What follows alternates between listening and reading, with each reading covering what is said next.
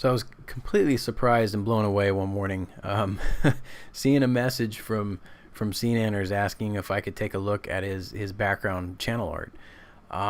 Man, ever since I kind of fell into this whole YouTube thing and really looking at it, his content was some of the first content that I come across that he's such a cool guy. He does such great work. Has awesome gameplay. Thought, man, it'd be cool to be able to work with him at some point. And to see that message show up was I had to double check it. I had to make sure it was coming from really coming from him, coming from the his account. But sure enough, it was. And so I started we started talking about channel art for him. And I remember a while back he posted a static screenshot of this intro he was working on, and I remember being totally blown away and being completely impressed by the style he had going on, and couldn't wait to see it in motion and see it working. And so for a couple of reasons, I wanted to just carry across the style he already had going into the channel art, and not because it's such a cool style, such an awesome, unique look and feel, but also for something called brand strengthening and brand consistency. So what I mean by that is, when you have a visitor that sees your video and you have an introduction going, or you have a certain stylized layout, or your logos in there, you want to make sure that when they're done watching your video, and they click on your name or the author name, and they go to the channel, you want to make sure that it's consistent from that video to the channel, so the viewer is they know they're in the right place, and they know they're going to see more content that they already like. So there's different ways to do that, but carrying over those major pieces from one form of media to another, or from one page to another, helps the user know that they're in the right place.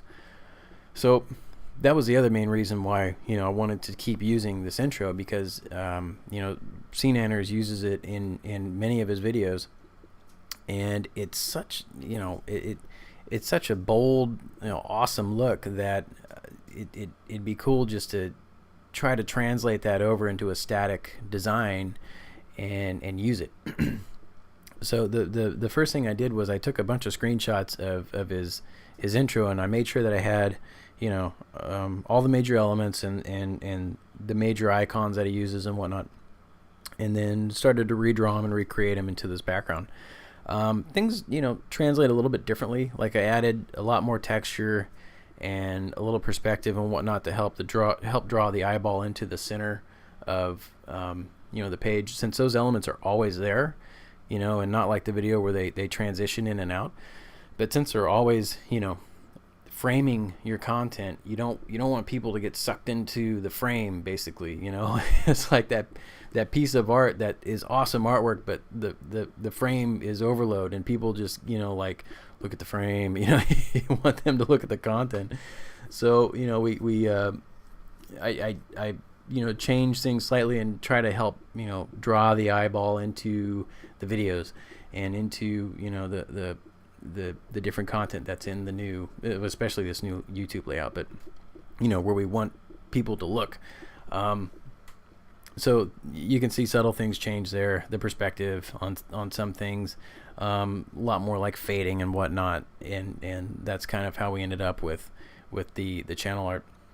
But this was a fun one to work on. Redrawing these elements was a lot of fun. I like doing stuff like this, and the color palette that he chose is such, it's a really nice mixture of saturated, bright colors and whatnot. So yeah, this is kind of this is how it turned out, and the whole process behind it. Oh, another thing I wanted to mention was, if you're ever designing a background, you kind of get stuck, like you don't know if you've gone too far or whatnot. Make sure you take a screen grab of the current channel, and you'll see that somewhere in the video coming up here quick. But screen grab what's currently in the channel and paste it on top of your design, and really look at it and make sure things are kind of, they're working the way you want them to.